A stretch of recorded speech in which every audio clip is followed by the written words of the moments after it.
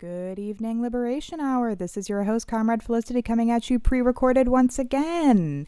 If you don't know, I am currently on vacation in Spain, taking a little well-needed break, seeing my partner over there as he has been gone for 2.5 months now, so I'm super excited. In this conversation, I had a lovely time talking with Comrade Maurice on Black radical movements, Black liberation figures, and what exactly liberation looks like for the Black community. This is one small part of a much larger conversation on Black liberation and communism within the Black community. And it's extremely important to understand, especially for oppressed nationalities and minorities who have had to deal with specific problems under the weight and rot of capitalism. And so I'm super excited to bring this to you guys tonight. You can listen to the full episode on my YouTube channel at Comrade Felicity. This is just one part if you're listening to the radio edit. If you're not, hello, YouTube. Anyway, have a lovely time, and I will see you guys next week. Bye-bye. WRFU is an open forum for the Havana-Champaign online community. Views expressed are those of the speakers and are not intended to represent WRFU UCIMC. All right, so it's super great to have you here today, Comrade Maurice. We're going to be talking today about Black radical movements and just kind of in general, but also specific to different areas and contexts and everything. So I'm super excited to do this. If you want to give yourself an introduction, we'll get started. Yeah, of course. Hello, my name's Maurice. I'm a cadre with the American Party of Labor. I'm in the Bronx, New York. I've been with the party for a couple years now. I think like early 2022, maybe late 2021. I'm a dues paying member of the Teamsters for a couple years now. I'm member of the National Writers Union and the National Alliance Against Racism and Political Repression. And yeah, I think I've been a Marxist probably since I was like 19 or 20, about to be 25. I feel a lot older. Just, life moves kind of fast. But It yeah, does. it's great to be here.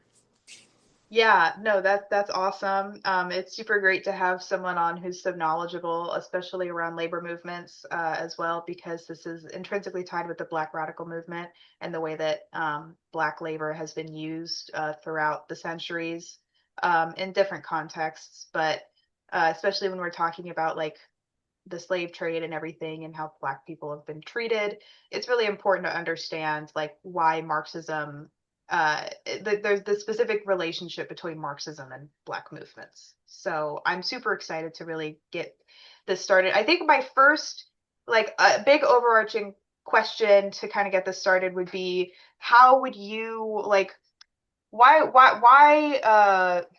me think. So Marxism is very specific to like the Black Panthers, for example, when we look at like their movement. I see Malcolm X on your Zoom, the little Zoom icon and everything, and his relationship to socialism is super interesting. What do you think makes socialism, especially like socialist movements, very appealing to like Black radical movements specifically? That's a great question. So I think first and foremost, when we think about capitalism and even before capitalism, colonialism as systems, they're rooted in racism. They're rooted in chauvinism. They're rooted in xenophobia and like settlement, cultural erasure, literal genocide in a lot of cases. So, oftentimes Black radicals, Black revolutionaries want to look for some kind of political or ideological guidance to, fight against these systems, try to find ways to unify people and organize them, and find political programs that are, anti-racist and anti-capitalist, anti-imperialist. And a lot of the times that brings them to, Marxist theorists, Marxist revolutionaries, and it's more organic than people think, and it's largely whitewashing. It's largely co-opting of revolutionary figures, of rebellions and uprisings. That is the reason that people don't know these things, but it's very much integral to the history of Black liberation and self-determination. Yeah, absolutely. Like when I think about Black radical movements, obviously, like my first thought is the Black Panthers because they're, I would say, more recent history. Um, but like, I guess current events type stuff when we look at like BLM movement of the 2020s, specifically starting in 2020 during the pandemic after the murder of George Floyd. Like we can see how that got co-opted by liberals, who basically, like, the movement, I would say, started out much more radical than what it became. And uh it lost a lot of steam, specifically because of like liberals basically co-opting it and saying, yeah, we'll make the reforms and the changes that are required to stop this from happening, to stop police violence and police brutality, while also demonizing the more left-wing factors of the movement, like defund the police, for example. And now we're kind of back at square one anyway. Like, no real reform has been made. This is pretty indicative of how liberal ideology and policy actually works. It postures change, but it doesn't actually do the change. Would you agree, disagree? Um, I would I would tend to agree because, reform essentially is upholding the status quo. And again, if we realize that racism, chauvinism, sexism, all of these, regressive reactionary ideas, they come from capitalism. They come Mm. from a system built, built around exploitation, built around suffering, built around, inherently poverty. It doesn't make sense to have a movement that is guided by ideas that want to keep that system in place in one way or another, because obviously system has to be flipped on its head, has to be overturned, has to be changed into something much more radical, much more revolutionary, much more people based, working class based than what it is now, because trying to make these grand changes that are really integral to the system itself is just idealistic. It's removed from reality. Yeah, it is. And it reminds me of how nowadays we hear a lot of, liberals and conservatives alike, honestly, who quote Martin Luther King all the time. It gets kind of exhausting, because when you realize the how radical MLK actually was near the end of his life, and the fact that he was adopting more socialist ideas, and then you hear people trying to defend capital and defend the current system of oppression. They quote this man who would not at all agree with them. Yeah, it's funny. Well, funny and I guess a sad way how, people quote MLK and often they betray his very ideas. As you said, near the end of his life, he was anti-capitalist, he was anti-war, Hmm. anti-imperialist. Um, the last meeting he was going to go to was around labor. He became a very fierce labor leader or aspiring labor leader. He was involved in labor organizing. So, he got closer, we could say, to even Malcolm's positions, much more radical revolutionary positions, much more, anti-reform. And I think it speaks really to the greatness of him as a man, as a progressive figure, that he was able to look at his ideas and kind of come to terms with the fact that maybe the tactics that were being used up to that point weren't being successful. That the reforms really put a band-aid on an open wound, and there need to be something different tried, something different, you know, uh, organized for the people. And I think when people fail to look at that aspect of, let's say, his character arc, his growth as a person, Mm. they really betray his memory, because he wasn't the same individual, from that "I have a dream" speech his whole life. For better or for worse, his successes, his failures, what have you. He was always growing, as we all should, and he was coming to realizations that doing the same thing ad nauseum is not going to make the change happen that we want and that we really need. Yeah, absolutely. And so, I guess taking it back to earlier times in which Black radical movements really started to get going, is there a specific movement that you wanted to highlight on, like, how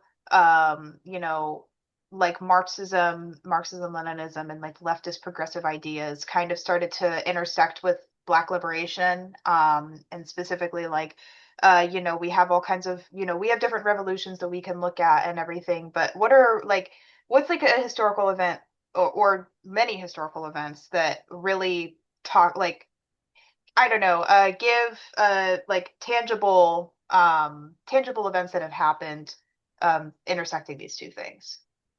No, of course. I'll start with two. I would say the first would be the Haitian Revolution. It's Mm. not in itself, we'll say Marxist, but it is a living example of an anti-colonial, anti-imperialist revolution.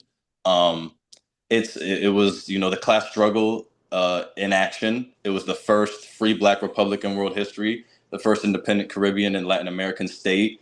It was the only nation to gain its independence through a successful uprising by enslaved peoples. Um, that's all very important to think about when we think about having historical examples for a people, for a movement, for a revolution. And the Haitian Revolution was inspirational for all of Latin America, the Caribbean, Africa, even Asia.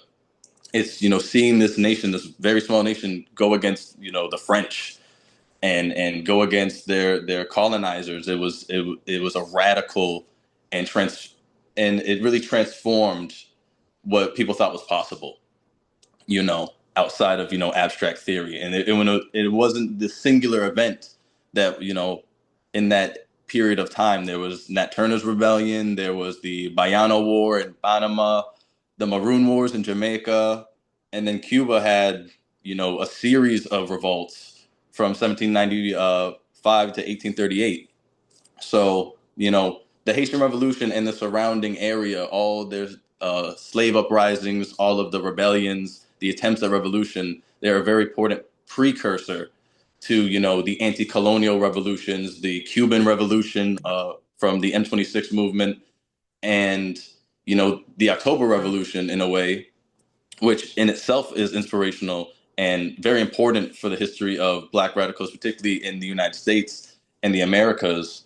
Um, all of those two events and all of the events that they inspired, they really set the foundation for what we see today with, the history of the Panthers, with figures like Thomas Sankara, Amilcar Mhm. Cabral, Samora Machel, the list goes on. But those two events in particular, the Haitian Revolution and the October Revolution, I think are very important events in the history of the Black radical tradition, as I'd like to call it.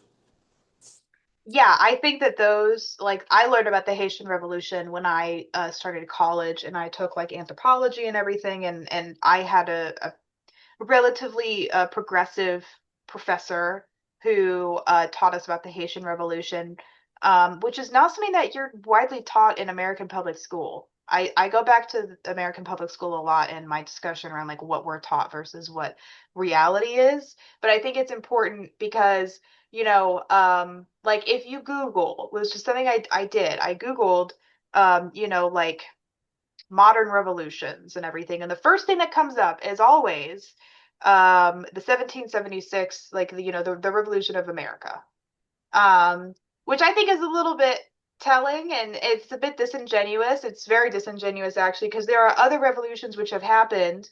Not that yeah, I believe the Haitian Revolution happened after the American Revolution. Um, but like when we talk about revolution, it's like revolution for who? And like I would say I would make the argument that like the Civil War, there's always arguments happening that the Civil War didn't just happen because of slavery. And I would say no, it happened specifically because of slavery and specifically because slaves were revolting. Enslaved people were actively revolting, and it isn't something that the white people of the South could manage really anymore. Not that like it became to it got to a point in which it was always going to be a powder keg. It was never going to it was never going to stay that way because these were human beings being enslaved. Of course, they were going to be like, "Yo, why the fuck? Why is this happening?" And revolt. But No, I oh, go ahead. no, no, no. Didn't mean to cut you off. I just want to say that it's true. Like the system of slavery in the Americas, it was unsustainable. It for there's even the capitalists realized for their own reasons that it was unsustainable. But that was more of an economic sense. But Uh-huh. just on a social sense, a social scientific sense, a people will not remain oppressed. Like you said it perfectly in the sense of a powder keg. It's going to burst, and there's going to be a revolt, an uprising, a revolution, there's going to be some kind of mass movement that you will not be able to contain. And, in many ways, the Emancipation Proclamation and the end of the Civil War, while of course it was a positive development, it was also kind of a stop sign for the self determination of Mhm. Black people in America. And that's kind of indicative of a lot of the social change, especially when we think later to the civil rights movement. The bills that are passed. You know, do they have we seen them be solutions to the issues brought up then? No, because they're still happening today. So it's a lot of the times, the things that are champions are not as revolutionary as they seem. Yeah, I would say that like something that's really glossed over to a point which is like negligence, in my opinion. People act like Abraham Lincoln was some kind of like radical. He wasn't. He did not think that slavery needed to like end.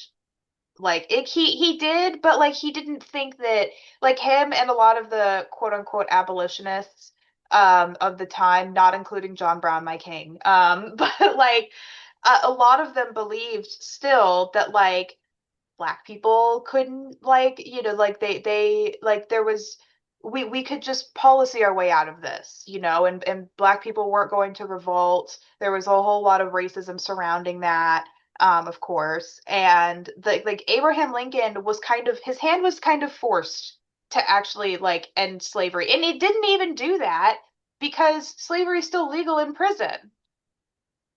Exactly. The 13th Amendment, the great championed amendment that really is a sly way of keeping people enslaved. When you see it with the chain gangs, the private prison industry today, um, it's Abraham Lincoln. He was a bourgeois leader, Hmm. so he could really only push it so far. Again, did he do his good for the what he was and what position he had? I would say so, but of course, he did lynch a bunch of indigenous people, um, Oh, oh no. and as you said, he was kind of forced by abolitionists, by the uprising of enslaved peoples, by international condemnation, by the war to end slavery, to really champion the cause of abolition.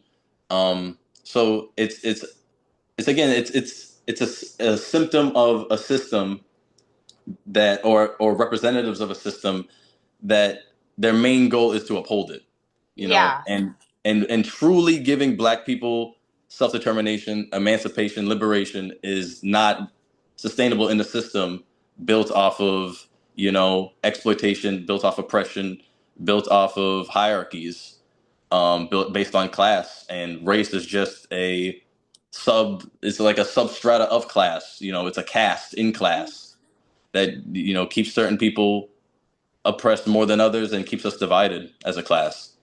Yeah, I would say like a movie that really inspired me, like two movies that I think about that are specifically about like Black radicalism, would be like The Black Klansman and Judas and the Black Messiah. Those are two movies that I really love both of them. However, The Black Klansman takes a much more liberal perspective on Black radical movements. And there's this dynamic that I thought I as a communist, I think it was kind of funny because there's this relationship that the have you seen The Black Klansman at all? I should ask. Um, a while ago, like when it first came out, but it's been a minute since I saw Okay. it. Okay, because I kind of wanted to highlight this relationship and the ways that liberals kind of, I think, view radical communists and like the communist movement and specifically like the relationship of Black people and the police. Because Mm. there's this relationship between a Black police officer and and this girl who's part of like the Black Panthers and like she's like very radical. Um and it's kind of ambiguous the way it ends that like if like they're still together or not, but it kind of alludes to the idea that she kind of puts aside that he's a police officer to date him. And I think about that and I'm like I don't think that's a very genuine way of portraying the Black Panthers in like any kind of serious. It just felt very unserious in how the Black Panthers, how principled they actually were. Um, because like the Panthers didn't put up with shit, is the thing. And when I saw this relationship unfolding in this movie, it very much took the side of like, well, reform is ultimately the way, and basically taking the side of the cops. And I was like, this is a little bit disingenuous. This is a little bit like, this is a little bit of like whitewashing of like how like the Black Panthers actually operated. Because if you look at like the way that Fred Hampton talked and like the way that the Black Panthers and the way that they were actually contrasting that with the way that they were portrayed in Judas and the Black Messiah. No Black Panther woman, I think, would have dated a cop, you know? Um, I, I don't think so either, and it is really disgusting on a lot of levels. I think it's historical revisionism. I think Yes. it's just blatant sexism. I think it's racist, and I think of course it's like propaganda that it's like you know the cops aren't that bad. They can be cool with the revolutionaries. They're cool with the revolution, and it's also I feel like the Black Panthers. I mean, as we know, with COINTELPRO and the assassination of Fred Hampton and Mark Clark, and their endless hunt for Assata Shakur, rest in peace. Mhm. It's it's very it's not sad because it's our job as communists, as Marxist-Leninists today to really put that history back in its place, but that they're so threatened still by the memory of the Black Panthers that they have to lie about their true intentions and lie about their politics. And even people that claim to uphold the Panthers, some not all, will liberalize their politics and be afraid to say that they were Marxist-Leninists because they were Marxist-Leninists, like the Yeah. Young Lords. They were Marxist-Leninists, and it's calling them just Black Power, quote unquote, or just radicals or people on the left, things like that. It's not inaccurate, but it's a if not a dilution, it's redirecting people's focus outside of more radical politics, and it makes you wonder why they don't want you to know those politics. Yeah, exactly. And it's like why I think that Judas and the Black Messiah is such an important foil for the Black Klansman because Judas and the Black Messiah clearly takes a stance. It clearly takes the side of Fred Hampton and the fact that like he was right. The Panthers were right. Like and like like this idea that they would have colluded with the police in some way or that they would have worked with them when the police were clearly like terrorizing them.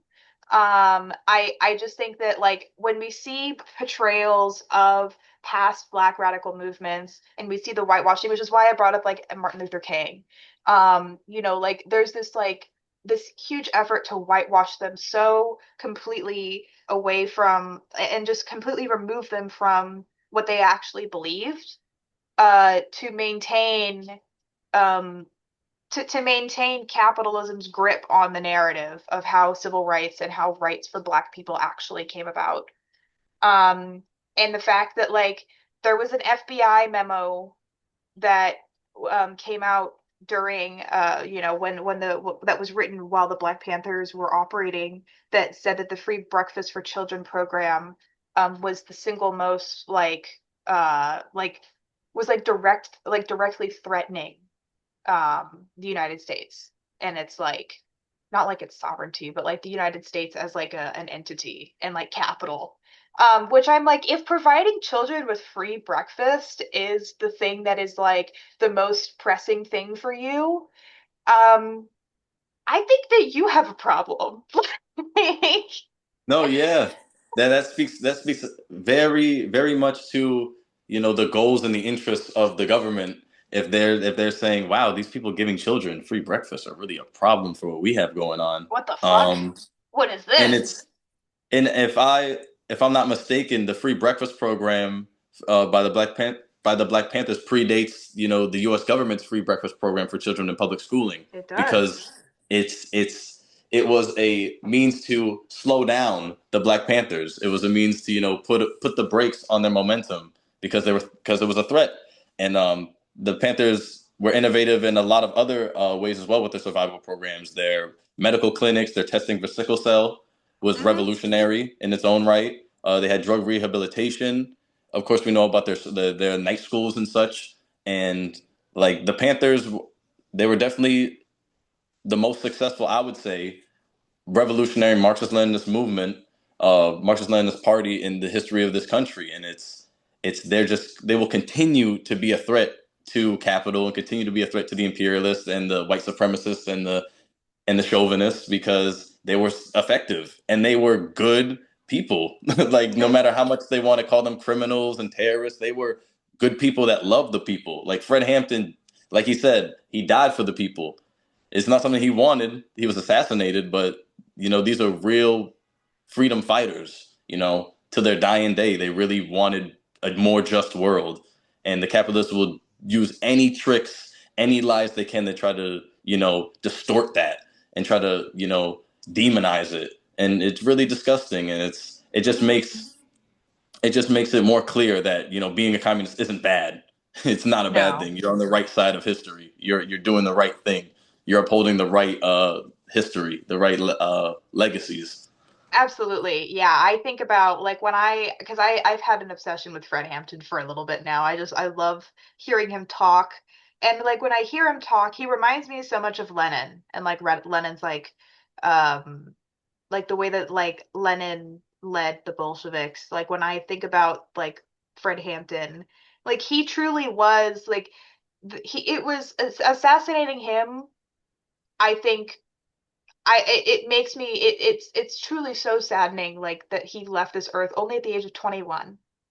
He was so young, but he was so radical and so like like the he was so ahead of his time in a lot of ways, but like not at the same time because like the October Revolution had already happened, of course. But like hearing him talk, I'm like this guy would have been Lenin for America if he hadn't been assassinated, which is why they assassinated him because he was very like he was doing the thing. He was doing the actions and actively leading people into a like actively leading like black people in the Chicago area to unite and actually do something to directly challenge capital. Which I think the fact that he was assassinated in the way that he was, which was extremely brutal, the way he died was so terribly sad and brutal. Um, but like I think that he knew that that's how it was going to end up going for him. But I like when we're as we wrap up here talking about Fred Hampton and moving on, like I just think that like his action was so specific to the context of material conditions that it it's so incredibly sad to see that a revolutionary so young and with so much potential leave so quickly. No, definitely. I don't think I don't think it's wrong, ever to stop talking. You could talk for hours about Fred Hampton. I don't think there's ever a time to stop talking about Fred Hampton. No. He's such a legendary figure. As you said, I think he's ahead of his time because he was able to do things back then that we still fail to do as a movement today. Oh yeah. He was uniting people across racial lines, across cultural lines, with the Marxist-Leninist outlook, with, a proletarian internationalist outlook. And he was young. He was very young. He Hmm. really wasn't even doing it that long, but he was, you know, um, if I recall, there's a scene in Judas and the Black Messiah where he goes to some local gangs and he tries to show them the kind of work that they're doing, and that's the kind of courage Yeah. and bravery people twice his age might not have had to be in a situation that might really be sticky, but doing it for the benefit of the people, doing it for a larger goal, doing it because he saw beyond the state that people were in, being in, a gang, or people being, down and out, people choosing, let's say, the wrong path, but how capitalism made people act a certain way, made people, drove people, might be better to say, to make certain decisions. He was just a really profound thinker for someone so young, and it proves the fear and the cowardice of the capitalist state that they had to have him drugged and that they shot him while he slept next to his pregnant fiance, I believe. Hmm. And Yeah. it's just it is sad. It's like someone once called Fidel Castro a redwood tree, and I would say the same about Fred Hampton. Fred Hampton was like a great redwood tree that they Hmm. cut down, and his legacy will never die. Though he will Oh continue no. to inspire until and after the revolution. He will continue to be an American hero. He is a real American hero. When we talk about American heroes, he's one of them. He's the shining example of American hero. Oh yeah, he absolutely is. And I think of like another American hero that I think about. I've been actually listening to a series, like a short two-part series about John Brown and his action during the Civil War. I kind of mentioned him a little bit earlier, but he was I find him to be also an American hero in the ways in which he did abolition in his practice because when we look at a lot of abolitionists back in the day, and during the days of the Civil War, we talked about this a little bit with Abraham Lincoln, but they were extreme, like they were much more reformist than they were radical. But John Brown was radical. And I think it's specifically like when you look at what John Brown was doing on the ground, not only was he helping to liberate enslaved people, but he was listening to enslaved people. He was talking to black people. He was sharing meals with black people. He was actually like sharing space and seeing them as equals rather than a lot of abolitionists at the time who like yeah, they didn't believe in slavery, but they still saw black people as inferior to them. And we uphold Lincoln when we, in my opinion, should be really upholding John Brown because he was an actual anti-racist. Like he was kind of a feminist too. I'm just gonna put that out there, but like he he was committed to the cause till the very end. Which isn't talked about enough. People remember him as, oh, he murdered a bunch of people. He killed people who were trying to make Kansas a slave state. Like, Yeah, it's John Brown. It's funny how people will cheer for well, not even cheer, but the American education system will be very proud about like the Monroe Doctrine or the colonization and the settlement of the Americas. The brave settlers fighting against indigenous confederacies and indigenous tribes and things like that. But you know, uh, the one white American who wants to take up arms against the state for the freedom of enslaved people is demonized. I think maybe there could be argument that John Brown was a little aventuristic. Maybe the conditions weren't right, what have you. But he was honored and he is still respected for what he did because it was him acknowledging, if nothing more, that you can't vote away enslavement of a whole peoples. It's not something that you can't be satisfied you can't bestow the freedom of a people onto them. It has to be fought for. And that's definitely something that can't be taken away from John Brown. And also that John Brown was representative of a whole period of slavery.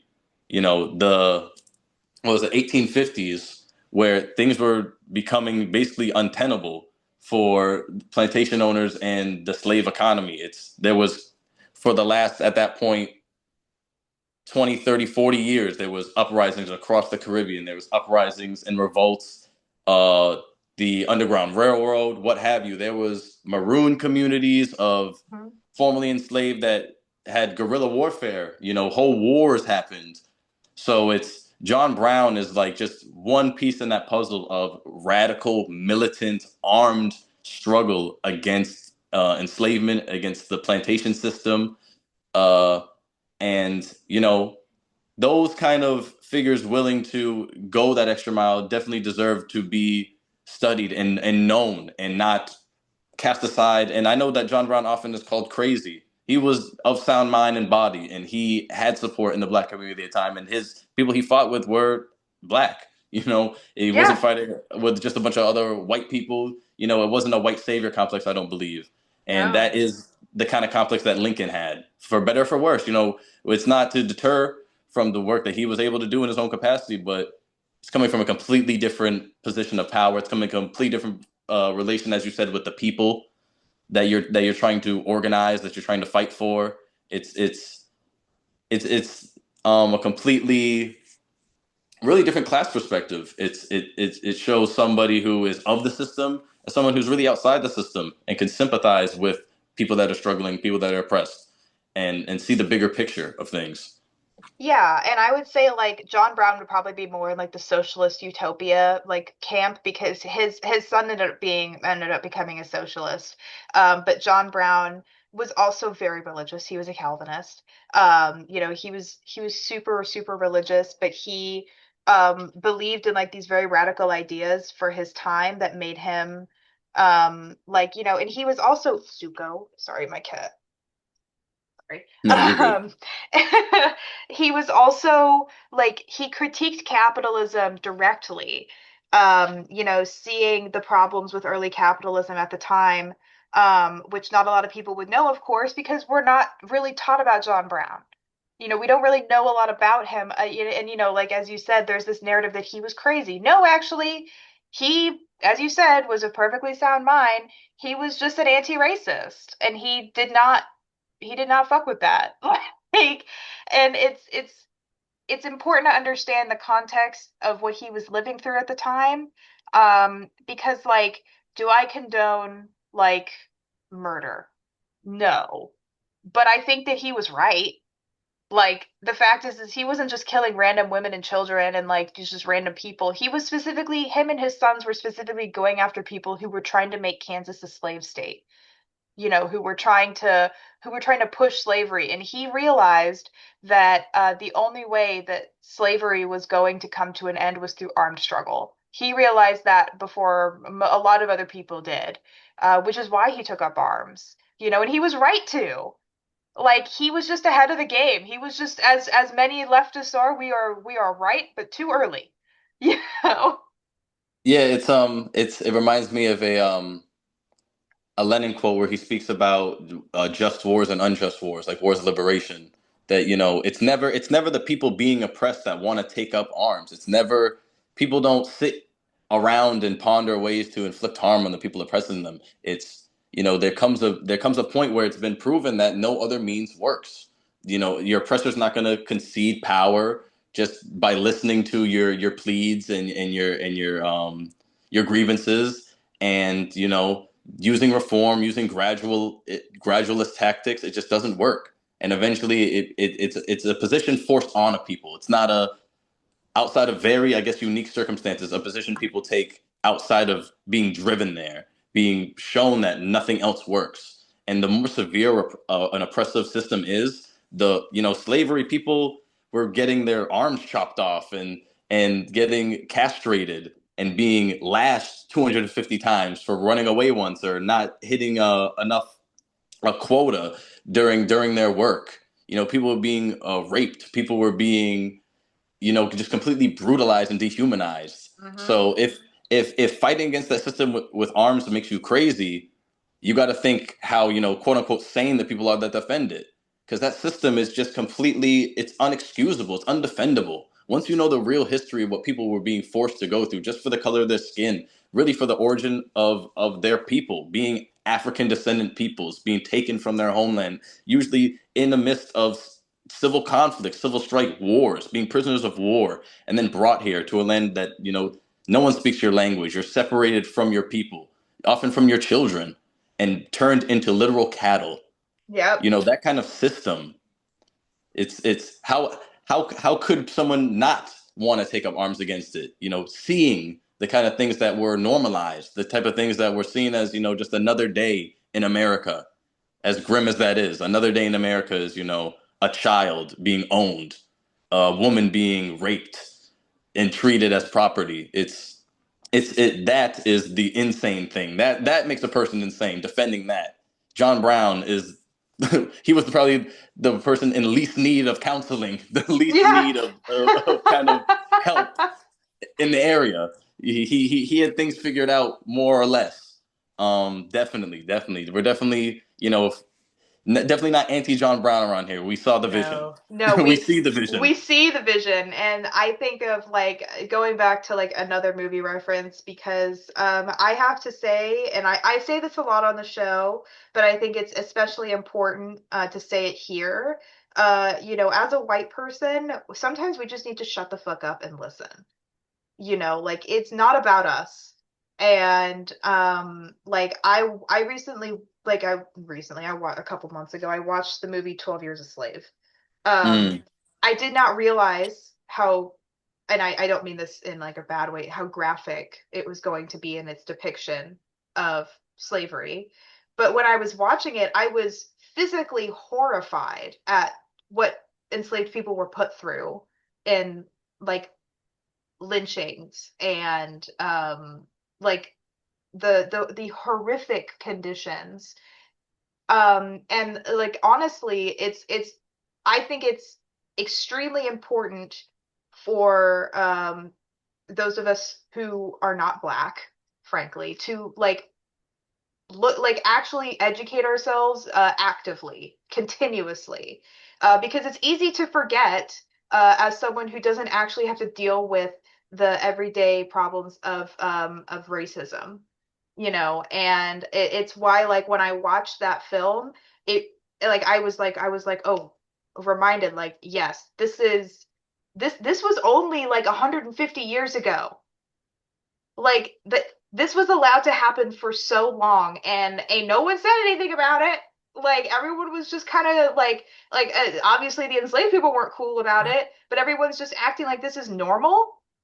Like we actively need to be continuing to educate ourselves and understanding these perspectives, because it's very easy to talk over people and say like, well, I just know more about this, or I'm just, like, or just not like look at the context of like the social situation you're in. But it's so important. And like I wanted to bring this point up specifically because a lot of white leftists love to talk over people. And, when we're talking about Black radical movements, we just can't do that, you know?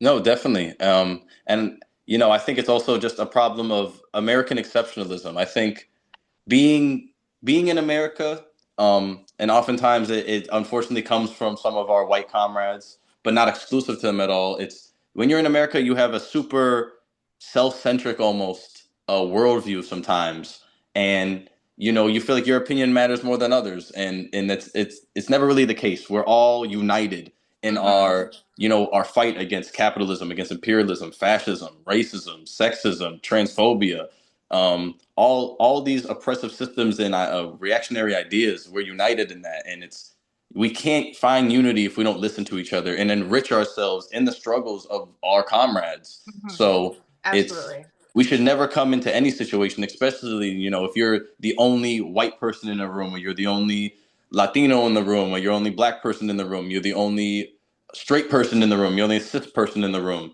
whatever.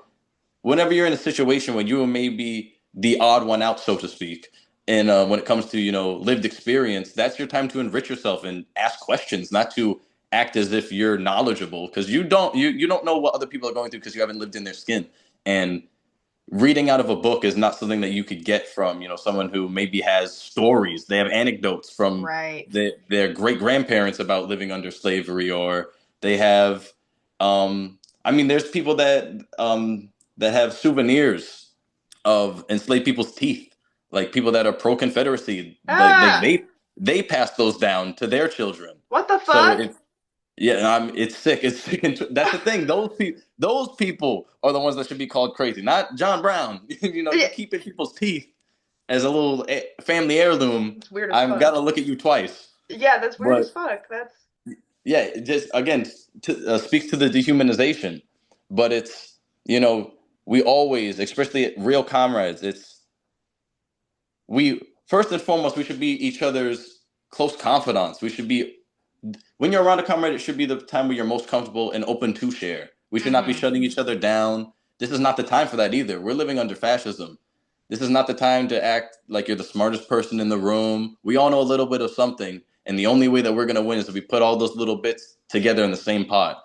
And we have to be open, we have to be patient, and we have to be considerate, because not only do we only have us, but we build the people power, the working class power, the anti-fascist power, the anti-racist power. Like Fred Hampton. Fred Hampton saw it. Fred Hampton, how did he unite those people? They listened to each other's struggles. They found the common points in them. They realized they weren't each other's oppressor. It was a capitalist. It was an imperialist. It was a fascist.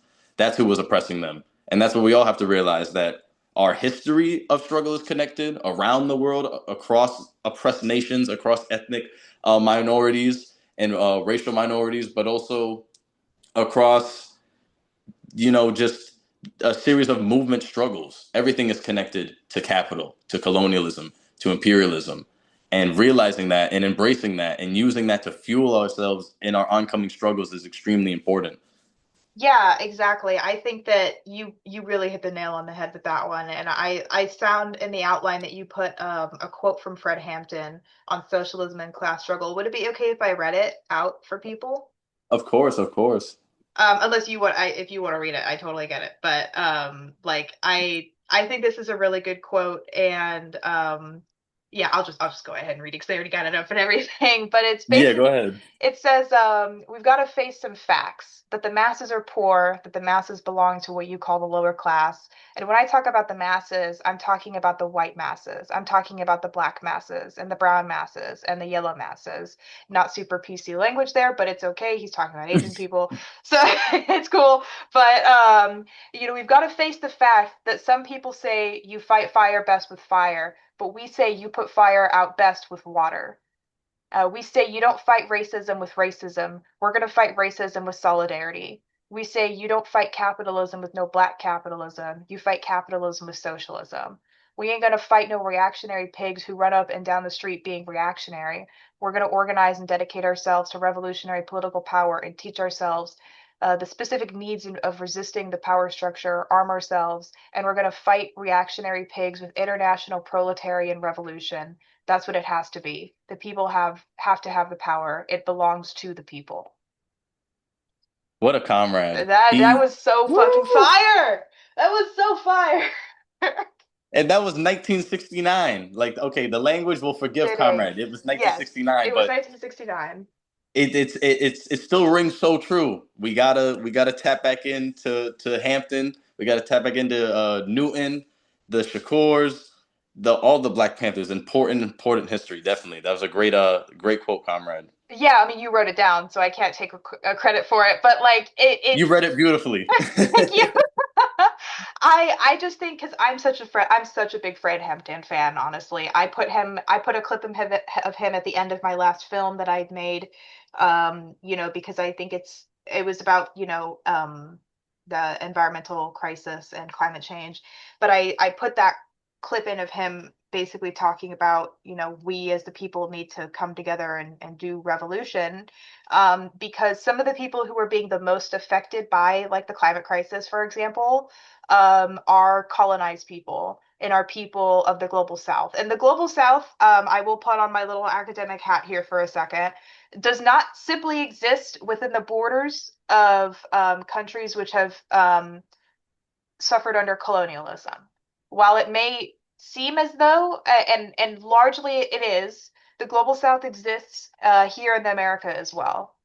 Specifically, when like a good example would be like the poor black neighborhood in I think it's northern Memphis, the one where there's a data center being built, and I covered this a couple months ago on my show, I think, where there are still communities within our own borders who are being actively exploited, and I think of undocumented people, homeless people. This is the global South. It exists across the world in many different contexts, and when we're talking about Black radical movements, that like those movements specifically coming out of the experiences of those living in the global south and experiencing colonization right there in their faces. It's not like I think that it's easy for folks in the United States to act like, well, it's not happening here. When you think about that, it's happening in the Congo. And sure, yes, absolutely, colonization and exploitation is happening in the Congo. Absolutely. But there's also exploitation happening in the Kraft Heinz factory here in Champaign-Urbana. Definitely, definitely. That's a great point, comrade. It's our struggles are interconnected and the struggle is international. And that includes the United States. There's a quote by Enver Hoxha where he says, one of the most known mottos of the communist movement is, workers of all countries unite, but that also includes workers of one country unite. You know, and if we're talking about, communism, that must mean that the struggle against capital is here. The struggle against imperialism is here, and we can't avoid that. One of the most certain, like, facts, one of the most for sure things that come out of capitalism is uneven development. So it should just be expected with the system that some areas of this country, of the world, are going to be more developed industrially than others. They're going to have better resources, better infrastructure, because that's just where, capital sees the most profit. And oftentimes those areas, quote, coincidentally, even though we know it's no coincidence, happen to have people that are, white or non-black, non-POC, and all of that just proves more why the system is untenable, why it's unjust, why it's prejudiced. Because, when you think about redlining and segregation and voter suppression, you think about sundown towns and Mm-hmm. lynching and the Klan. Think about all these systems and groups and infrastructures and institutions that exist to, impact people culturally, impact people economically, socially. It is no different than colonization or imperialism in Africa or in Latin America or in the Caribbean.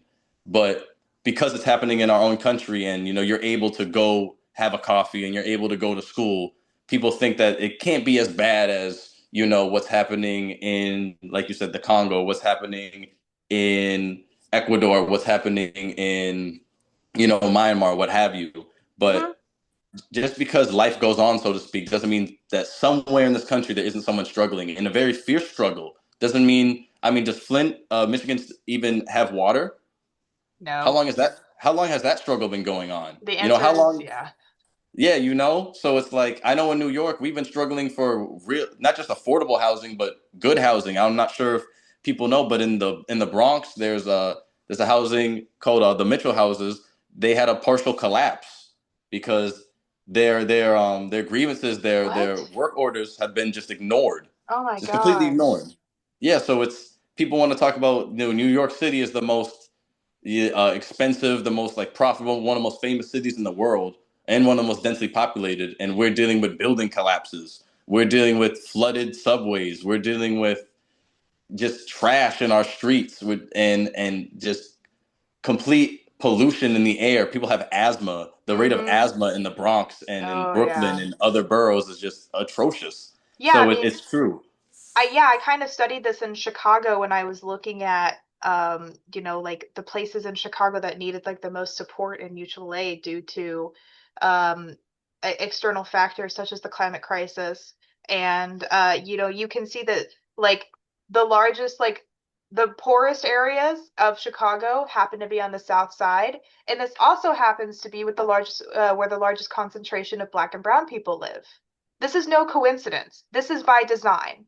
When we look at the prison systems, how it's what percentage houses, it's like 50% of our prisons right now are holding Black people. This is very much, and that statistic could be wrong. Do not quote me on that. I could be very wrong on that. But like the amount of the disproportionate representation of Black folks in the prison system is very much by design. When you look at the war on drugs, and the dog whistles used in that propaganda, it was very much about specifically targeting Black neighborhoods, which was, by the way, I mean, crack was introduced to the Black neighborhoods by the feds anyway. So like this was fully the government's fault to begin with. But it's specifically to maintain a brutal class structure. which allows for there to always be a labor force available at any given time for the capitalist. What they are not accounting for though is the fact that people can become educated and radicalized due to these poor material conditions and existences in which they are constantly criminalized. No, definitely. And some, not even some, but most of that criminalization has a political angle to it beyond even just the war on drugs, but the fact that a lot of the, especially when we think about the civil rights movement, a lot of the time, people that are put in the prison system are political prisoners. They're Mm-hmm. put in there because they're political organizers, because they're communists, because they're radicals, so to speak. There's a connection that we can't separate our prison population, especially our Black and POC prison population, from political organizing. Like how I also don't know the exact statistics, but I know it's disproportionate. The population is Black, but also how disproportionate is the political prisoner population between white and POC, and what does that say about who the system targets and why? A lot of people like to say racial capitalism, and I think it's not inappropriate to find use in that word, but I would argue that us Marxist-Leninists would say all capital. I mean, all capitalism is racial capitalism. It's all It's racial capitalism. Yeah, there's always some caste because it keeps the working class divided. If we if we looked less at the color of each other's skin, and not even in a romantic or abstract or liberal way, but we said, we're different colors, we're from different histories, we have different ancestry, but we are both oppressed by a capitalist. We both are forced to go to work to satisfy our human needs, not human wants. It's not the fact of whether or not I want to eat. If I don't eat, I'm going to die. If I don't Mm-hmm. have shelter, I'm going to freeze to death. If Mm-hmm. I don't have medical care and I get a terminal illness, I'm going to die. It's Period. it's capitalism takes human needs and it turns them into privileges, where the only right that you have is in correlation to how much money you have, how much capital you own, and that is a form of slavery. We're under slavery right now, wage slavery. So we need to, really think about that and think about, what it means to be a criminal under a system that is inherently criminal. It is unjust. It is, what kind of system is right? Where, as you said, there's homeless people, there's people that have nowhere to sleep at night. There's children that never get to go to school or only get to go to school for so many years because then their school is shut down over a charter school, or their community doesn't have any development. They don't have extracurricular programs. There's no cultural expression. There's no Mm-hmm. the basics of human dignity are not satisfied. And then we want to talk about whether or not people are criminals and what populations are more inherently criminal and who is good and who is bad, as if that could be decided on a cultural basis or an ethnic basis. No, it's when you put people in desperate, desolate, under resourced, over exploited, over oppressed situations, what choice do you give people when you remove all choice? Some people find no other way to survive. Crime is a symptom of poverty. People Mm-hmm. don't people don't become criminals for the fun of it. Maybe some do, the outliers, but it's for survival. People become parasitic to their own community members because of capitalism. It's it's a system that it's not only inherently exploitative and oppressive, but it's parasitic. Just the concept of monopoly, of swallowing up other companies to satisfy the greed and to expand the profit margins of one. That's replicated in the society. The grind culture, the it's better me than you. It's the Right. best wins out. All of that. It's all funnels back into how we treat each other. It becomes symptomatic of people born in the society and us as individuals living in it. And it's very important that shows like this exist, the Liberation Hour, and that people are listening to these kind of ideas and becoming familiar with the history, because it makes you realize that we're fighting the same struggle, and that we can't just focus on one aspect of it. Racism is a product of capitalism. Sexism is a product of capitalism. Homophobia, Mm-hmm. transphobia, xenophobia, borders and all such things exist for capital. The workers, we know we have no country. It's Yeah. No, it's at the that's end of at the end of the day, we're more united than disunited as working people. absolutely. And I think that like something that has been specifically coming up a lot in like these ideas of like Black radical movements and like representation is like something that I think became very apparent, especially after the Obama presidency, was that representation isn't enough. When we're looking at the system of exploitation, just because it like we both watch the same YouTuber, FD Signifier. So like Yeah. he brought up a really great point that I wanted to touch on really fast because I think that like everything you just said is so it's so true and so to the point, and also like in this discussion around how capitalism actually manifests and maintains itself. Like I think it was inevitable that we were going to get an Obama, um, because like Obama, like I was rewatching actually part of FD Signifier's video. He did a two-part series on Obama and who he was and like how he came into power, and like what he actually did while he was there. And when you look at what his actual policy was, he was not a radical in any sense. He was very, very moderate. And he I would say, like, when we look at representation in the system of capitalism at large, it's not actually doing anything to change the fundamentals of um, how it conducts itself. Obama in 2009 bailed out the banks. I talk about this time and time again, but it's extremely important to understand that, like, Obama bailed out the banks, when he got into office. And like that I it would have been the same if it was a white president or a black president, because ultimately he works for capital. Exactly. And I believe also Obama like missile striked or drone striked more people than like any other president before him. Mm-hmm. Like He also he was letting that thing fly, Yeah, he not to make a was. joke out of it. And he also killed like not killed, sorry. I'm not trying to nope. Obama did not kill 1 million people.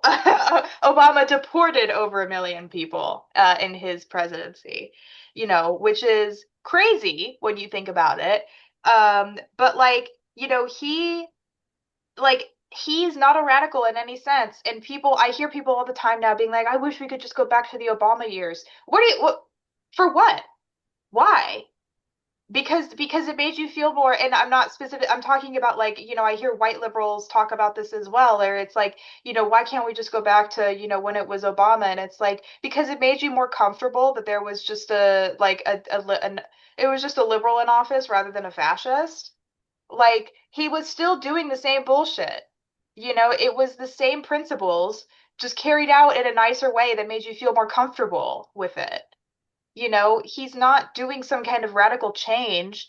That's how he marketed himself. But there is no actual change in the system, at large, not one bit.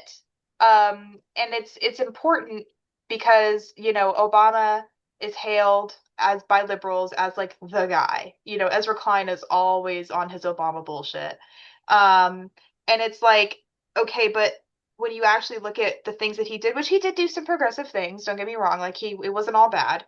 But at large, he's still a servant of capital. That is what they all are. That is what every president is, black, white, or otherwise. That is how they operate.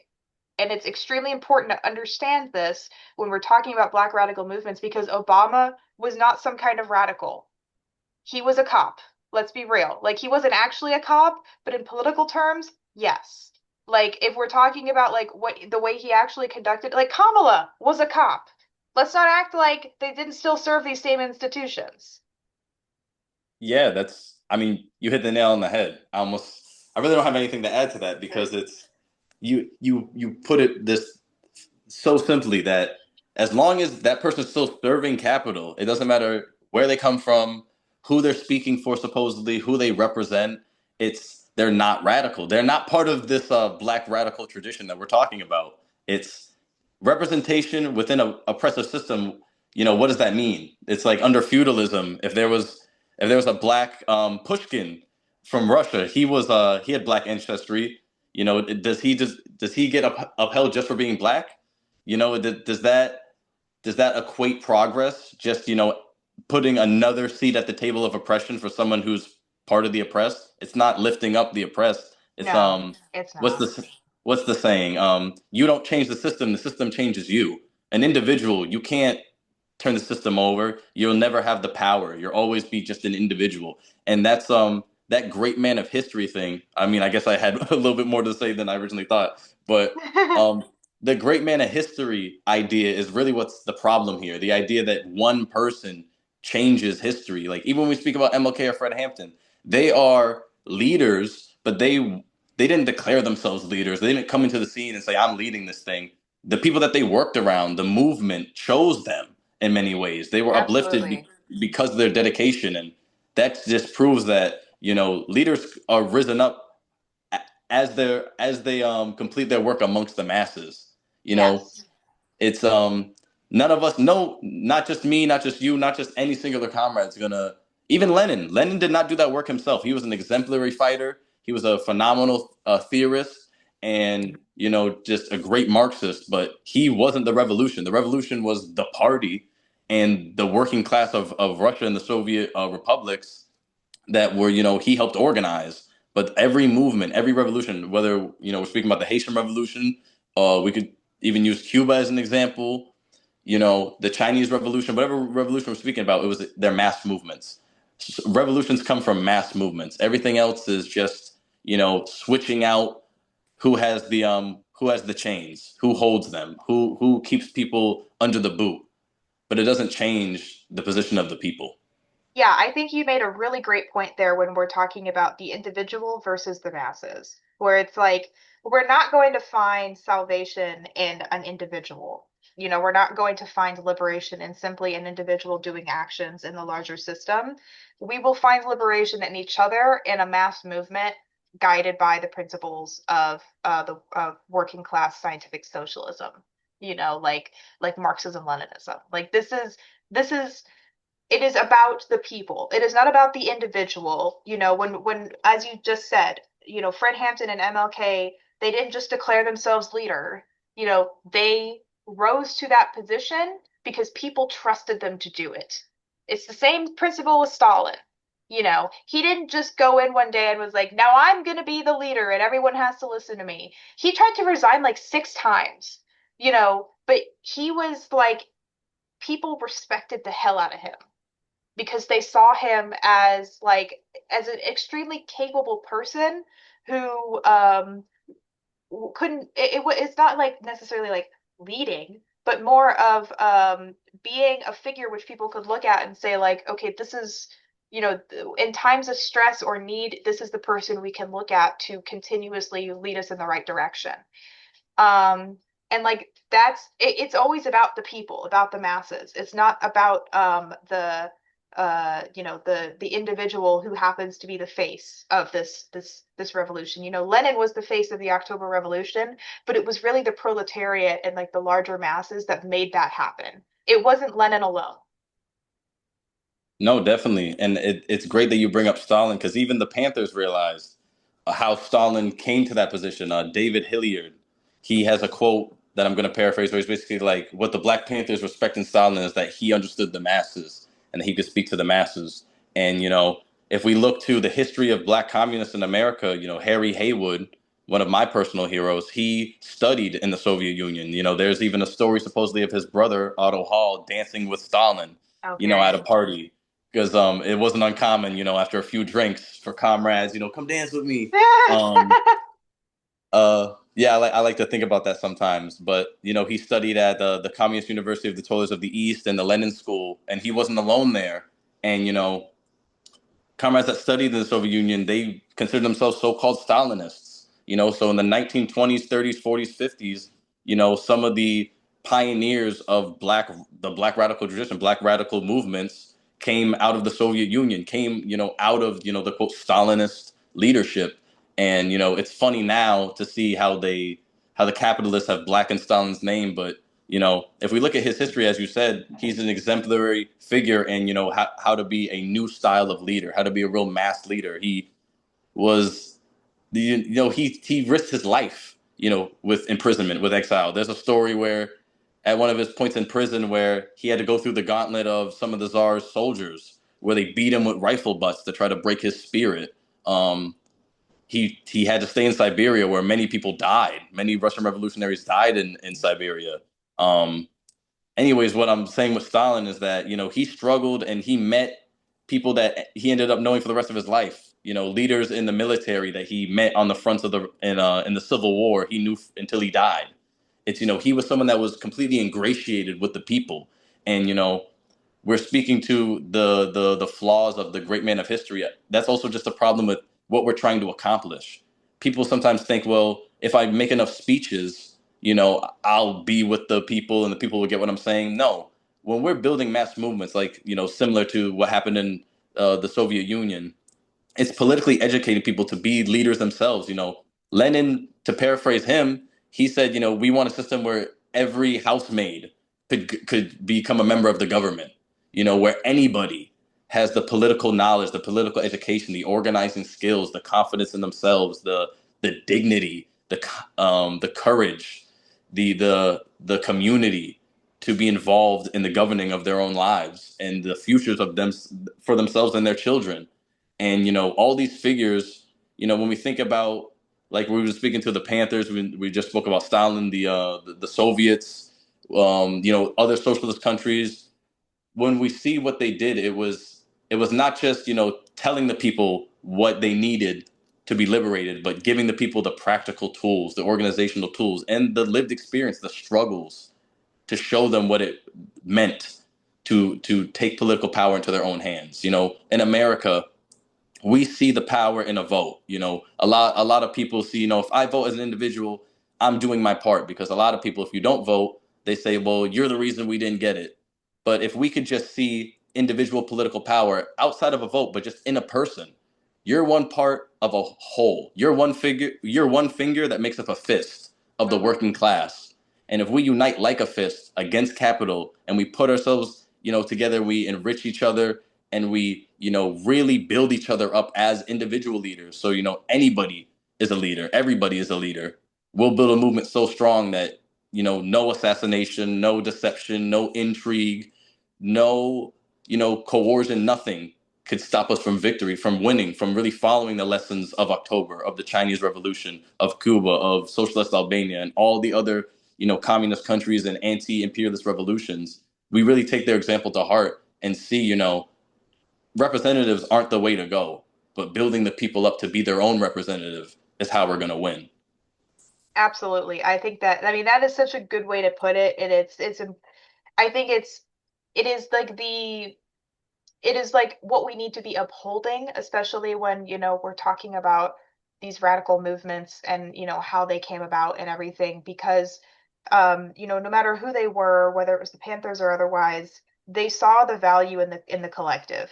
It wasn't about the strong man. It wasn't about the individual. It was about all of us finding liberation, in the collective as individuals. It's not that there's this like I think common misconception that communism doesn't allow you to be an individual, and I think it's the exact opposite. You find your own self liberation in the collective liberation of us all.